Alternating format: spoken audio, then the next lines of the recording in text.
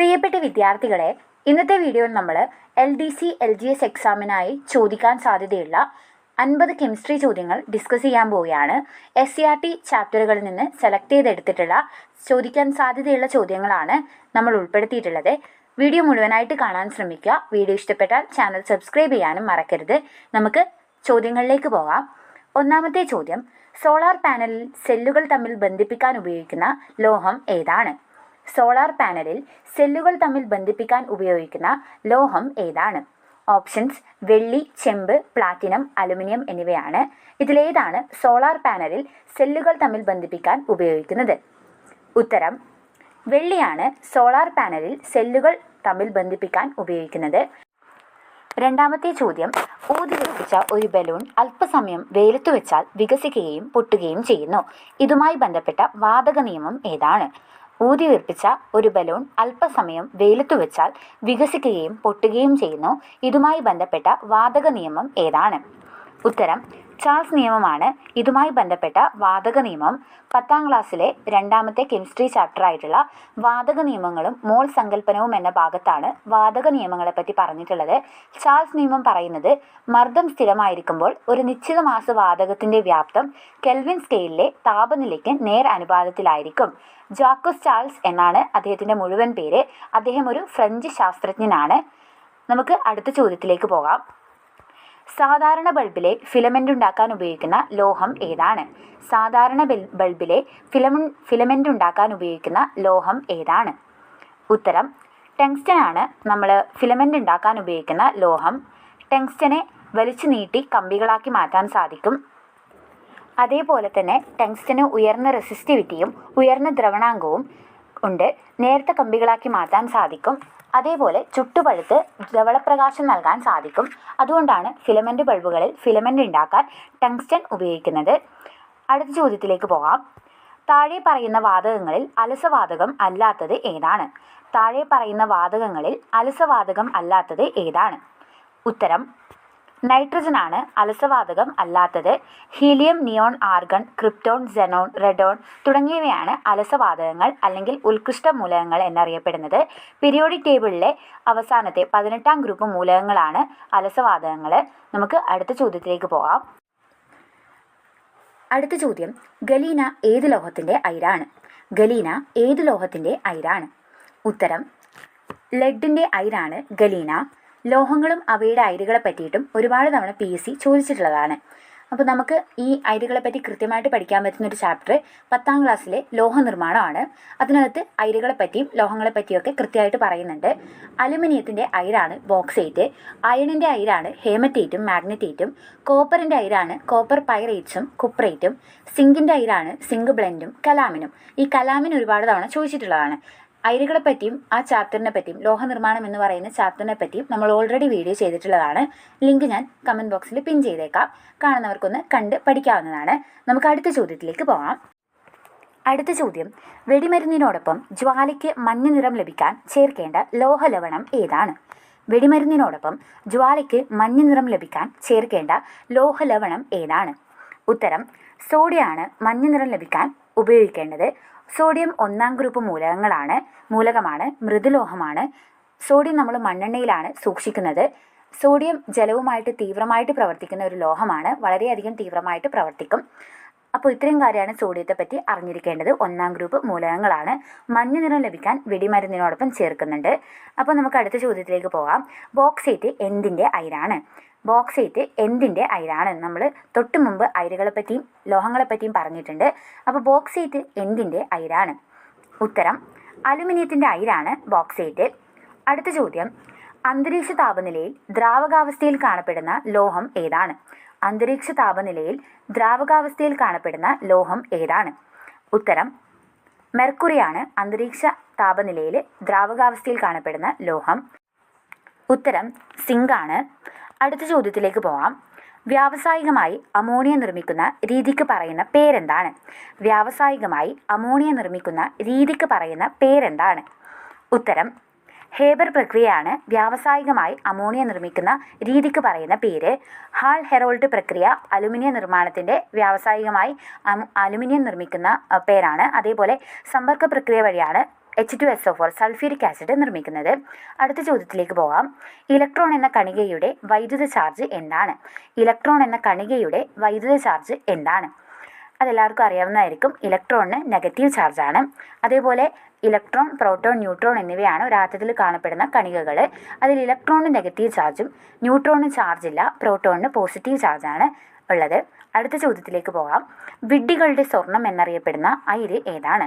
വിഡ്ഢികളുടെ സ്വർണം എന്നറിയപ്പെടുന്ന അയിര് ഏതാണ്?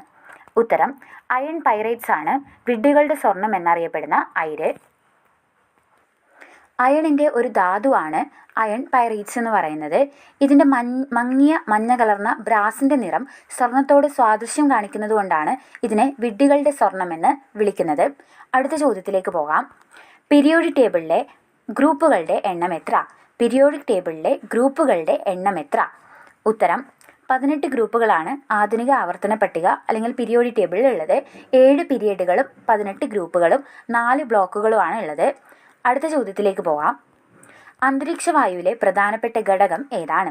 അന്തരീക്ഷവായുവിലെ പ്രധാനപ്പെട്ട ഘടകം ഏതാണ്? ഉത്തരം നൈട്രജനാണ് അന്തരീക്ഷവായുവിലെ പ്രധാനപ്പെട്ട ഘടകം. അടുത്ത ചോദ്യത്തിലേക്ക് പോകാം. ഒരു പദാർത്ഥത്തിൻ്റെ താപനില എന്നത് അതിലെ തന്മാത്രകളുടെ ശരാശരി ഏത് ഊർജ്ജത്തിൻ്റെ അളവാണ്? ഒരു പദാർത്ഥത്തിൻ്റെ താപനില എന്നത് അതിലെ തന്മാത്രകളുടെ ശരാശരി ഏത് ഊർജ്ജത്തിൻ്റെ അളവാണ്? ഉത്തരം ഗതികോർജ്ജത്തിൻ്റെ അളവാണ്. ഒരു പദാർത്ഥത്തിൻ്റെ താപനില എന്നത് അതിലെ തന്മാത്രകളുടെ ശരാശരി ഗതികോർജ്ജത്തിൻ്റെ അളവായിരിക്കും. അടുത്ത ചോദ്യം. ലോഹങ്ങൾ ആസിഡുമായിട്ട് പ്രവർത്തിക്കുമ്പോൾ ഉണ്ടാകുന്ന വാതകം ഏതാണ്? ലോഹങ്ങൾ ആസിഡുമായിട്ട് പ്രവർത്തിക്കുമ്പോൾ ഉണ്ടാകുന്ന വാതകം ഏതാണ്? ഉത്തരം ഹൈഡ്രജൻ വാതകമാണ് ലോഹങ്ങൾ ആസിഡുമായിട്ട് പ്രവർത്തിക്കുമ്പോൾ ഉണ്ടാകുന്ന വാതകം. അടുത്ത ചോദ്യത്തിലേക്ക് പോകാം. മൂലകത്തിൻ്റെ ഏറ്റവും ചെറിയ കണത്തിനെ ആറ്റം എന്ന് വിളിച്ചത് ആരാണ്? മൂലകത്തിൻ്റെ ഏറ്റവും ചെറിയ കണത്തിനെ ആറ്റം എന്ന് വിളിച്ചത് ആരാണ്? ഉത്തരം ജോൺ ഡാൾട്ടൺ ആണ്. അടുത്ത ചോദ്യം. ശുദ്ധമായ പാലിൻ്റെ pH മൂല്യം എത്രയാണ്?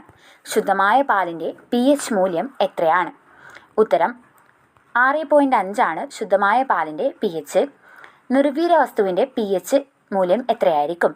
നിർവീര്യ വസ്തുവിൻ്റെ pH മൂല്യം എത്രയായിരിക്കും? ഉത്തരം pH 7 ആണ് ന്യൂട്രലായിട്ടുള്ള നിർവീര്യ വസ്തുവിൻ്റെ pH. താഴെ പറയുന്നവയിൽ ഏതിനാണ് അറ്റോമിക നമ്പറും അറ്റോമിക ഭാരവും തുല്യമായിട്ടുള്ളത്? താഴെ പറയുന്നതിൽ ഏതിനാണ് അറ്റോമിക നമ്പറും അറ്റോമിക ഭാരവും തുല്യമായിട്ടുള്ളത്? ഉത്തരം ഹൈഡ്രജനാണ് അറ്റോമിക നമ്പറും അറ്റോമിക ഭാരവും തുല്യമായിട്ട് വരുന്നത്. അടുത്ത ചോദ്യം. ഒരേ മാസ് നമ്പറും വ്യത്യസ്ത അറ്റോമിക് നമ്പറുമുള്ള ആറ്റങ്ങൾ അറിയപ്പെടുന്ന പേരെന്താണ്? ഒരേ മാസ് നമ്പറും വ്യത്യസ്ത അറ്റോമിക് നമ്പറും ആണുള്ളതെങ്കിൽ ആ ആറ്റങ്ങൾ അറിയപ്പെടുന്ന പേരെന്താണ്? ഉത്തരം ഐസോബാറുകളാണ്. ഒരേ മാസ് നമ്പറും വ്യത്യസ്ത അറ്റോമിക നമ്പറുള്ള ആറ്റങ്ങളെയാണ് ഐസോബാറുകൾ എന്ന് പറയുന്നത്. അടുത്ത ചോദ്യം. ഭൂമിയുടെ ഭൂവൽക്കത്തിൽ ഏറ്റവും കൂടുതലുള്ള ലോഹം ഏതാണ്? ഭൂമിയുടെ ഭൂവൽക്കത്തിൽ ഏറ്റവും കൂടുതലുള്ള ലോഹം ഏതാണ്? ഉത്തരം അലുമിനിയമാണ് ഭൂവൽക്കത്തിൽ ഏറ്റവും കൂടുതലുള്ള ലോഹം. അടുത്ത ചോദ്യം. ന്യൂക്ലിയസിന് ചുറ്റും ഇലക്ട്രോണുകൾ സഞ്ചരിക്കുന്നത് ഷെല്ലുകളിലാണെന്ന് കണ്ടെത്തിയ ശാസ്ത്രജ്ഞൻ ആരാണ്? ന്യൂക്ലിയസിന് ചുറ്റും ഇലക്ട്രോണുകൾ സഞ്ചരിക്കുന്നത് ഷെല്ലുകളിലാണെന്ന് കണ്ടെത്തിയ ശാസ്ത്രജ്ഞൻ ആരാണ്? ഉത്തരം നീൽസ് ബോർ ആണ് ഇത് കണ്ടെത്തിയത്. അടുത്ത ചോദ്യം. ആറ്റത്തിൻ്റെ സൗരയൂഥ മാതൃക ആവിഷ്കരിച്ച ശാസ്ത്രജ്ഞൻ ആരാണ്? ആറ്റത്തിൻ്റെ സൗരയൂഥ മാതൃക ആവിഷ്കരിച്ച ശാസ്ത്രജ്ഞൻ ആരാണ്? ഉത്തരം റൂദർഫോർഡ് ആണ് ആറ്റത്തിൻ്റെ സൗരയൂഥ മാതൃക ആവിഷ്കരിക്കുന്നത്. അടുത്ത ചോദ്യം. ആറ്റത്തിൻ്റെ ന്യൂക്ലിയസിൽ കാണപ്പെടുന്ന ചാർജില്ലാത്ത കണം ഏതാണ്? ആറ്റത്തിൻ്റെ ന്യൂക്ലിയസിൽ കാണപ്പെടുന്ന ചാർജില്ലാത്ത കണം ഏതാണ്? ഉത്തരം ന്യൂട്രോൺ ആണ് ആറ്റത്തിൻ്റെ ന്യൂക്ലിയസിൽ കാണപ്പെടുന്ന ചാർജില്ലാത്ത കണം. ആറ്റത്തിൽ ന്യൂക്ലിയസിൽ ന്യൂട്രോണും അതേപോലെ പ്രോട്ടോണും ആണുള്ളത്. പ്രോട്ടോണിന് പോസിറ്റീവ് ചാർജാണ്. ആറ്റത്തിൻ്റെ ഘടനയെപ്പറ്റി പഠിക്കാൻ, അതായത് ഇലക്ട്രോൺ, പ്രോട്ടോൺ, ന്യൂട്രോൺ അവ കണ്ടുപിടിച്ച ശാസ്ത്രജ്ഞന്മാർ അവയെപ്പറ്റിയൊക്കെ പഠിക്കാൻ നമുക്ക് ഏറ്റവും നല്ല ചാപ്റ്റർ 9ാം ക്ലാസ്സിലെ 1ാമത്തെ കെമിസ്ട്രി ചാപ്റ്റർ ആയിട്ടുള്ള ആറ്റത്തിൻ്റെ ഘടനയാണ്. അടുത്ത ചോദ്യം. ആറ്റത്തിലെ ചാർജ് ഇല്ലാത്ത കണമായ ന്യൂട്രോൺ കണ്ടെത്തിയത് ആരാണ്? ആറ്റത്തിലെ ചാർജ് ഇല്ലാത്ത കണമായിട്ടുള്ള ന്യൂട്രോൺ കണ്ടെത്തിയത് ആരാണ്? ഉത്തരം ജെയിംസ് ചാഡ്വിക് ആണ് ന്യൂട്രോൺ കണ്ടുപിടിക്കുന്നത്. ജെ തോംസൺ ആണ് ഇലക്ട്രോൺ കണ്ടുപിടിക്കുന്നത്. ഏണസ്റ്റ് റൂദർഫോർഡ് ആണ് പ്രോട്ടോണും ന്യൂക്ലിയസും കണ്ടെത്തുന്നത്. അടുത്ത ചോദ്യം.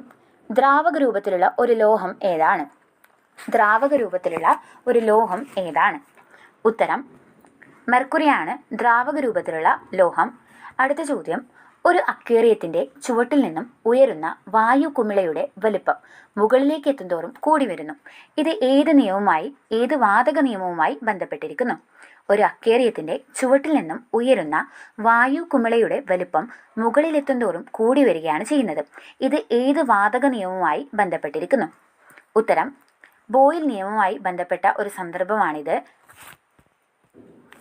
ബ്രിട്ടീഷ് ഭൗതിക രസതന്ത്ര ശാസ്ത്രജ്ഞനായിട്ടുള്ള റോബർട്ട് ബോയിൽ ആവിഷ്കരിച്ചിട്ടുള്ള ഒരു നിയമമാണ് ബോയിൽ നിയമം. താപനില സ്ഥിരമായിരിക്കുമ്പോൾ ഒരു നിശ്ചിത മാസ് വാതകത്തിൻ്റെ വ്യാപ്തവും മർദ്ദവും വിപരീത അനുപാതത്തിലായിരിക്കുമെന്നാണ് ഈ നിയമം പറയുന്നത്. ബ്രിട്ടീഷ് ഭൗതിക രസതന്ത്ര ശാസ്ത്രജ്ഞനാണ് റോബർട്ട് ബോയിൽ. അദ്ദേഹത്തിൻ്റെ രാജ്യം അതേപോലെ നിയമം എന്താണെന്ന് പഠിച്ചിരിക്കണം. അടുത്ത ചോദ്യം, വ്യത്യസ്ത മൂലകങ്ങളുടെ തുല്യ എണ്ണം ന്യൂട്രോണുകളുള്ള ആറ്റങ്ങൾ അറിയപ്പെടുന്ന പേരെന്താണ്? വ്യത്യസ്ത മൂലകങ്ങളുടെ തുല്യ എണ്ണം ന്യൂട്രോണുകൾ ഉള്ള ആറ്റങ്ങൾ അറിയപ്പെടുന്ന പേരെന്താണ്? ഉത്തരം ഐസോടോണുകൾ എന്നാണ് അറിയപ്പെടുന്നത്. ഐസോടോണുകളിൽ ന്യൂട്രോണുകളുടെ എണ്ണമായിരിക്കും വ്യത്യാസം. അടുത്ത ചോദ്യത്തിലേക്ക് പോകാം. മോട്ടോർ വാഹനങ്ങളിലെ ബാറ്ററികളിൽ ഉപയോഗിക്കുന്ന ആസിഡ് ഏതാണ്? മോട്ടോർ വാഹനങ്ങളിലെ ബാറ്ററികളിൽ ഉപയോഗിക്കുന്ന ആസിഡ് ഏതാണ്? ഉത്തരം സൾഫ്യൂരിക് ആസിഡാണ് മോട്ടോർ വാഹനങ്ങളുടെ ബാറ്ററികളിൽ ഉപയോഗിക്കുന്നത്. അടുത്ത ചോദ്യം, ജാക്വസ് ചാൾസ് ഏത് രാജ്യക്കാരനാണ്?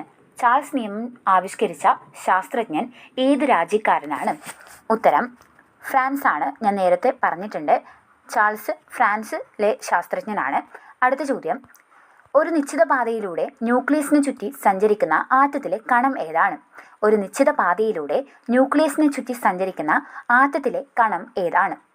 ഉത്തരം ഇലക്ട്രോൺ ആണ്. ന്യൂക്ലിയസിൽ കാണപ്പെടുന്നത് ന്യൂട്രോണും പ്രോട്ടോണും ആണ്.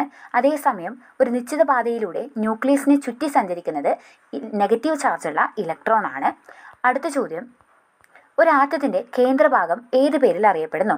ഒരാറ്റത്തിൻ്റെ കേന്ദ്രഭാഗം ഏതു പേരിലാണ് അറിയപ്പെടുന്നത്? ഉത്തരം ന്യൂക്ലിയസ് ആണ്. ന്യൂക്ലിയസ് കണ്ടെത്തുന്നത് ഏണസ്റ്റ് റൂദർഫോർഡ്. അടുത്ത ചോദ്യം, ഉറുമ്പുകൾ സ്രവിക്കുന്ന ആസിഡ് ഏതാണ്? ഉറുമ്പുകൾ സ്രവിക്കുന്ന ആസിഡ് ഏതാണ്? ഉത്തരം ഫോമിക് ആസിഡാണ്. ഉറുമ്പുകൾ കടിക്കുന്ന സമയത്ത് പുറത്തുവിടുന്ന ആസിഡ്. അടുത്ത ചോദ്യം, ചെറുനാരങ്ങയിൽ അടങ്ങിയിട്ടുള്ള ആസിഡ് ഏതാണ്? ചെറുനാരങ്ങയിൽ അടങ്ങിയിട്ടുള്ള ആസിഡ് ഏതാണ്? ചെറുനാരങ്ങയിൽ അടങ്ങിയിട്ടുള്ള ആസിഡ് സിട്രിക് ആസിഡ് ആണ്. അടുത്ത ചോദ്യം, ആധുനിക ആറ്റം സിദ്ധാന്തം ആവിഷ്കരിച്ച ശാസ്ത്രജ്ഞൻ ആരാണ്?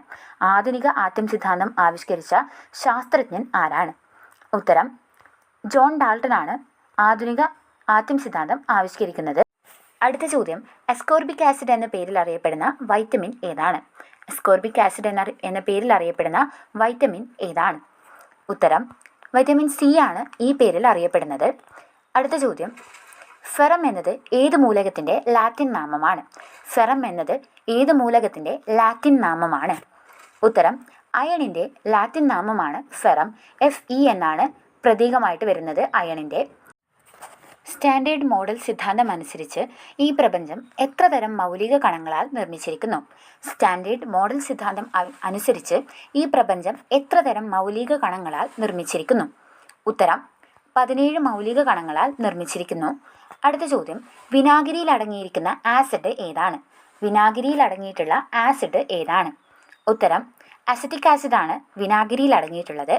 അടുത്ത ചോദ്യം, ആധുനിക രീതിയിലുള്ള പ്രതീക സമ്പ്രദായം ആവിഷ്കരിച്ചത് ആരാണ്? ആധുനിക രീതിയിലുള്ള പ്രതീക സമ്പ്രദായം ആവിഷ്കരിച്ചത് ആരാണ്? ഉത്തരം ബേഴ്സിലിയസ് ആണ് ആധുനിക രീതിയിലുള്ള പ്രതീക സമ്പ്രദായം ആവിഷ്കരിക്കുന്നത്. അടുത്ത ചോദ്യം, നാട്രിയം എന്നത് ഏത് മൂലകത്തിൻ്റെ ലാറ്റിൻ നാമമാണ്? നാട്രിയം എന്നത് ഏത് മൂലകത്തിൻ്റെ ലാറ്റിൻ നാമമാണ്? ഉത്തരം സോഡിയത്തിൻ്റെ ലാറ്റിൻ നാമമാണ് നാട്രിയം. ആറ്റത്തിൻ്റെ വലുപ്പം കൂടുമ്പോൾ അയോണിക ഊർജ്ജത്തിന് എന്ത് സംഭവിക്കുന്നു? ആറ്റത്തിൻ്റെ വലുപ്പം കൂടുമ്പോൾ അയോണിക ഊർജ്ജത്തിന് എന്താണ് സംഭവിക്കുന്നത്? ഉത്തരം അയോണിക ഊർജ്ജം കുറയുകയാണ് ചെയ്യുന്നത്. ആറ്റത്തിൻ്റെ വലുപ്പവും അതേപോലെ അയോണിക ഊർജ്ജവും തമ്മിൽ ബന്ധമുണ്ട്. അതിനെപ്പറ്റിയൊക്കെ പറയുന്ന ചാപ്റ്റർ 9ാം ക്ലാസ്സിലെ 4ാമത്തെ ചാപ്റ്റർ ആയിട്ടുള്ള പീരിയോഡിക് ടേബിളിലാണ്. അപ്പോൾ ആ ചാപ്റ്ററിൻ്റെ വീഡിയോ ഓൾറെഡി ഞാൻ ചെയ്തിട്ടുണ്ട്. വീഡിയോ ഞാൻ കമൻറ്റ് ബോക്സിൽ പിൻ ചെയ്ത് വെച്ചേക്കാം. അതൊക്കെ മനസ്സിലാക്കിയാൽ മാത്രമേ ഇത്തരത്തിലുള്ള സ്റ്റേറ്റ്മെൻറ്റ് ക്വസ്റ്റ്യൻസിന് ആൻസർ ചെയ്യാൻ പറ്റൂ നിങ്ങൾക്ക്. അപ്പോൾ നമുക്ക് അടുത്ത ചോദ്യത്തിലേക്ക് പോകാം. വ്യാവസായികമായി സൾഫ്യൂരിക് ആസിഡ് നിർമ്മിക്കുമ്പോൾ ഉപയോഗിക്കുന്ന ഉൽപ്രേരകം ഏതാണ്? വ്യാവസായികമായി സൾഫ്യൂരിക് ആസിഡ് നിർമ്മിക്കുമ്പോൾ ഉപയോഗിക്കുന്ന ഉൽപ്രേരകം ഏതാണ്? ഉത്തരം വനേഡിയം പെൻഡോക്സൈഡാണ് വ്യാവസായികമായിട്ട് സൾഫ്യൂരിക് ആസിഡ് നിർമ്മിക്കുമ്പോൾ ഉപയോഗിക്കുന്നത്. Vanadium pentoxide. നമുക്ക് അടുത്ത ചോദ്യത്തിലേക്ക് പോകാം. വൾക്കനൈസേഷൻ പ്രവർത്തനത്തിൽ റബ്ബറിനോടൊപ്പം ചേർക്കുന്ന പദാർത്ഥം ഏതാണ്? വൾക്കനൈസേഷൻ പ്രവർത്തനത്തിൽ റബ്ബറിനോടൊപ്പം ചേർക്കുന്ന പദാർത്ഥം ഏതാണ്? ഉത്തരം സൾഫറാണ്. അടുത്ത ചോദ്യം. ആണവ നിലയങ്ങളിൽ ഇന്ധനമായിട്ട് ഉപയോഗിക്കുന്ന യുറേനിയം ഐസോട്ടോപ്പ് ഏതാണ്? ആണവ നിലയങ്ങളിൽ ഇന്ധനമായിട്ട് ഉപയോഗിക്കുന്ന യുറേനിയത്തിൻ്റെ ഐസോട്ടോപ്പ് ഏതാണ്? ഉത്തരം യുറേനിയം 235 ആണ്. രാസവസ്തുക്കളുടെ രാജാവ് എന്നറിയപ്പെടുന്നത് ആസിഡ് ഏതാണ്? രാസവസ്തുക്കളുടെ രാജാവ് എന്നറിയപ്പെടുന്ന ആസിഡ് ഏതാണ്? ഉത്തരം കമൻറ്റ് ചെയ്യുക. നിങ്ങൾക്ക് വീഡിയോ ഉപകാരപ്പെട്ടെങ്കിൽ തീർച്ചയായിട്ടും ചാനൽ സബ്സ്ക്രൈബ് ചെയ്ത് സപ്പോർട്ട് ചെയ്യുക. കെമിസ്ട്രി ആയിട്ട് റിലേറ്റഡ് ആയിട്ടുള്ള ഒരുപാട് ചാപ്റ്ററിൻ്റെ ഡിസ്കഷൻ നമ്മൾ ഓൾറെഡി ചെയ്തിട്ടുണ്ട്. ലിങ്ക് ഞാൻ കമൻറ്റ് ബോക്സിൽ പിൻ ചെയ്ത് വെച്ചേക്കാം. കണ്ടു നോക്കുക, മനസ്സിലാക്കുക, കൂടുതലായിട്ട് പഠിക്കുക. നമുക്ക് അടുത്ത വീഡിയോയിൽ മറ്റൊരു ചാപ്റ്ററിൻ്റെ മോക്ക് ടെസ്റ്റുമായിട്ട് കാണാം. അതുവരേക്കും ബൈ.